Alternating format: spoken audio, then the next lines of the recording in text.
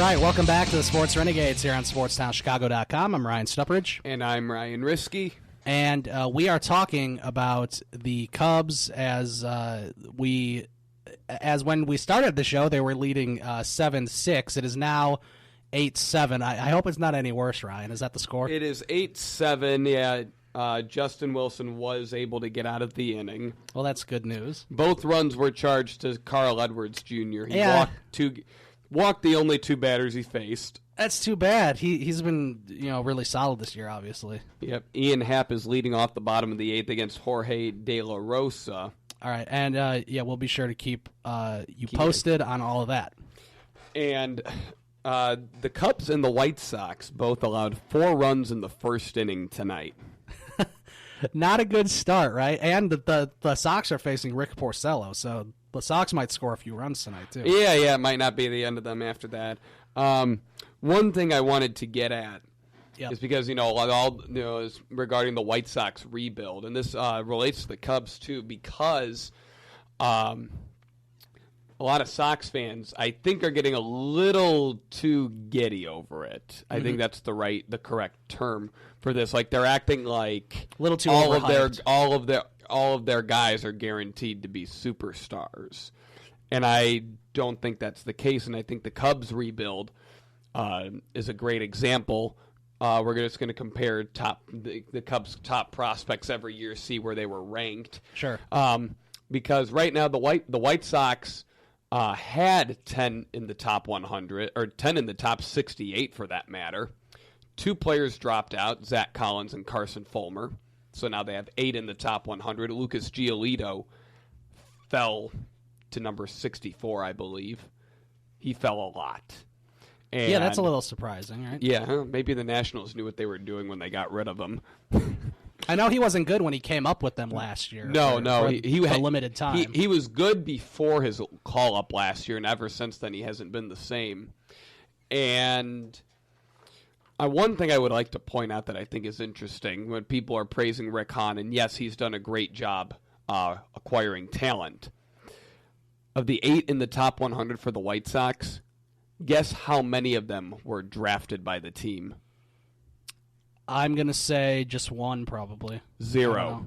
0. Okay. 7 were acquired in trades. I know it was low. Yeah. 7 were acquired in trades, and then the 8th, Luis Robert, was signed as an international free agent just recently. Very someone that has a lot of potential, and I think that's concerning that the White Sox have been picking high pretty much every year, and none of their draft picks are in the top 100 or ranked very high. Zach Collins is hitting .215. Carson Fulmer has not been very good. Right. He has an ERA over 4.50. Hopefully, they'll have a high pick next year, so hopefully they'll be able to get something done. And now I'm just going to start in 2011 just to go through the Cubs' top prospects. And this will give you a better idea that not all the top 100 guys are guaranteed to be good. 2011, ranked number 29 in the top 50, Brett Jackson. Okay. In 2013, and these are the end of the season rankings, by the way. So they're playing a full season up to that point. Yeah, so this is at the end of the season. So at the end of the 2012 season, Javier Baez was 23. Albert Almora was 45. Brett Jackson was dropped to 66. And Jorge Soler was 69. Okay. And Anthony Rizzo was in the top 100. However, he graduated when he was called up in June. Yep. Now, Javier Baez has been a very good player, co-NLCS MVP. Does have his mental lapses at times, strikes out a lot. Soler hasn't really panned out the way they thought. Right. He was traded for Wade Davis. Soler kind of has the same issues that Javier Baez does. Except he's not nearly as good defensively. No, he's not as good defensively. And, I mean, the one thing that Soler did have value-wise was his contract and his potential. Yep. Which is how they were able to land Wade Davis. Albert Almora is a stud defensively. He hits left-handed pitching well. Still needs to improve against righties. Probably could fill out and develop some more power. Mm-hmm.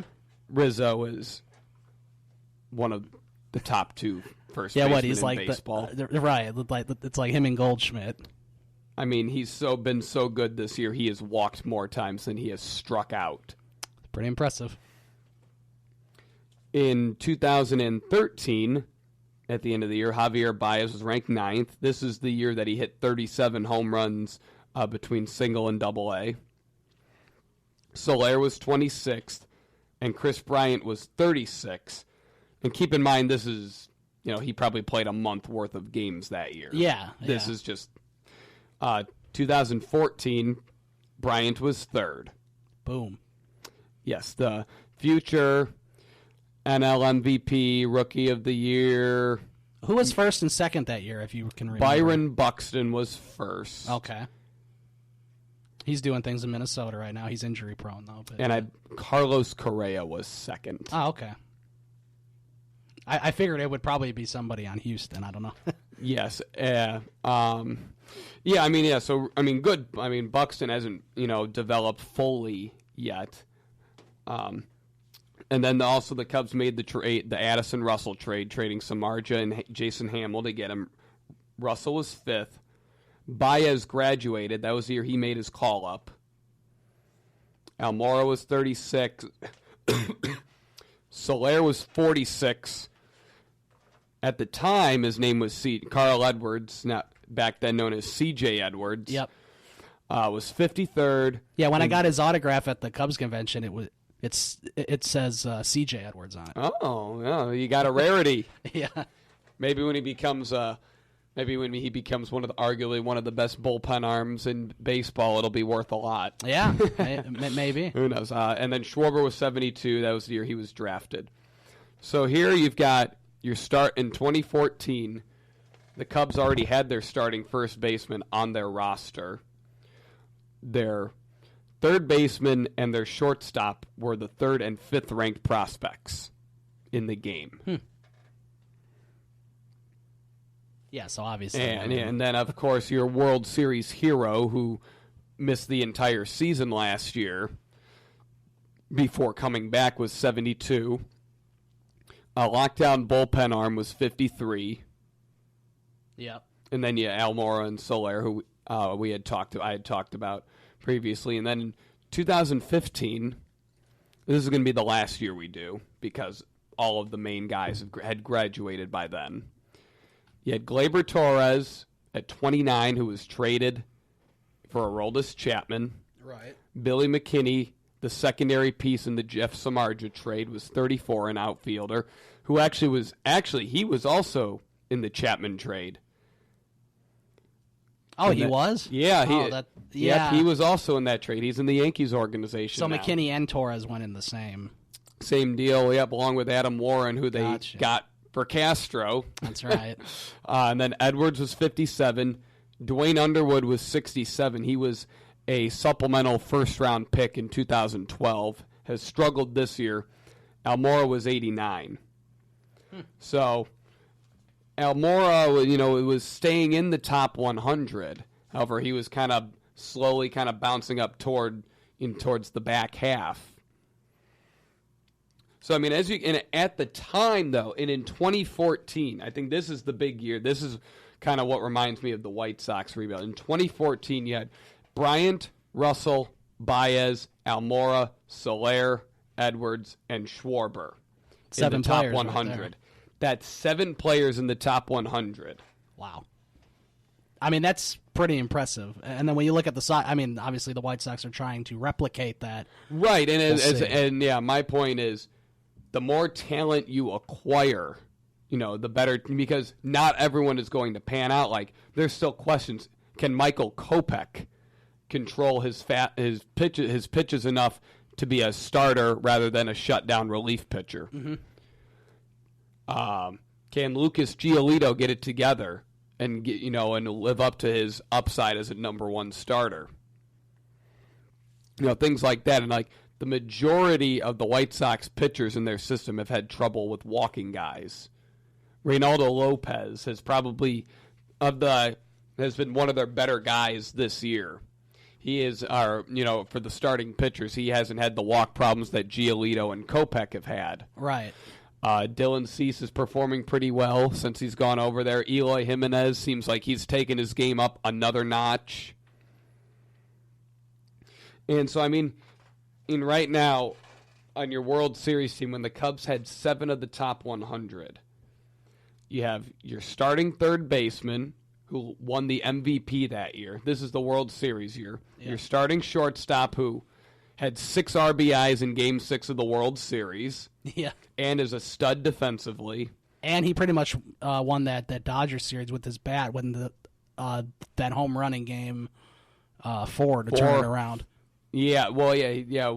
Him and Rizzo, when they started hitting I think it was Game 4 of the NLCS was kind of when the offense kind of took off because they were shut out in Games 2 and 3. Yeah. Then Rizzo actually switched to Matt Caesar's bat. Power Matt Caesar, right? I mean, he did a lot too. So, yeah, I mean, and then Javier Baez, the co-NLCS MVP, is super utility infielder that is a Gold Glover wherever he plays. Yep. Albert Almora, he was a key bench piece. Coming off the bench to play defensively, made some really nice catches. He pinch ran for Schwarber in the 10th inning of Game 7. Yeah, with that good tag up. He tagged up when Bryant flew out right in front of the wall, and the few inches on that Bryant fly ball were probably the difference between him and Zobrist being determined who's the World Series MVP. Yeah. Not that it matters. It's just an observation. So Jorge Soler didn't really do much in a Cubs uniform. He homered in his first career at bat against Matt Latos. Yeah. You'd kind of throw him more towards the bust category. I wouldn't say he's a bust yet. He has tremendous potential. Carl Edwards Jr. started the 10th inning of Game 7, has been a shutdown reliever for 2 years. Kyle Schwarber, World Series hero. Yeah. Cubs postseason legend. Yep. He hit 5 postseason home runs in 2015. So the key is for the guys that don't develop into like the superstar players or the big time players. It's can you still develop them enough to play key roles on the club, like Almora being a defensive player. Things like that, or a starting pitcher that doesn't pan out and be an elite starter. Can he be a shutdown reliever like Carl Edwards Jr.? The Cubs didn't think his body would transition enough to be able to throw 200 innings a year at being as small as he is. He's been one of the better relievers this year, despite his performance today. And so that was just my point, because there are too many Sox fans I've talked to. Most of my friends are Sox fans that think they've got all of their guys are just going to be superstars. Yeah, it's too early to tell, obviously. We're going to take a break right now. We'll come back. The Cubs have 2 on and 1 out, so we'll let you know what happens there. Zobrist is at the plate. And we'll come back. We'll talk a little bit about the postseason picture in baseball and some of the teams that are doing pretty well, and some of the individual players as well. You're listening to the Sports Renegades, SportsTownChicago.com.